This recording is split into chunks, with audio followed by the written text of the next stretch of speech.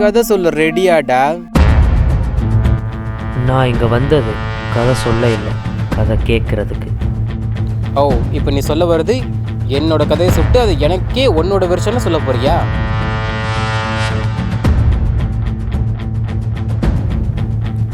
எனக்கு டெட்பூலை பற்றி தெரிய வேணாம், ஆனால் அந்த மாஸ்க் பின்னால் இருக்கிற வேட் வில்சனை பற்றி தெரியணும். கேன்சரில் சாகிறத விட இது பரவாயில்லன்னு தோணுச்சு. ஆனால் அதுக்கப்புறம் தான் தெரிஞ்சது இதுக்கு பேசாமல் செத்தே போயிருக்கலாம்னு. நீ எனக்கு ஒரு தங்கத்தையே கொடுத்துருக்க வேட், அதை எப்படி தகன்னு மின்ன வைக்கிறேன்னு படத்தில் பாரு. படத்தோட டைரக்டர், செலிபிரிட்டின்னு எல்லாருமே வந்திருக்காங்க. படம் ஆரம்பிக்க போது டேட்டுக்கும் போலுக்கும் நடுவில் ஒரு மிகப்பெரிய ஸ்பேஸ் விட்டுறாங்கப்பா.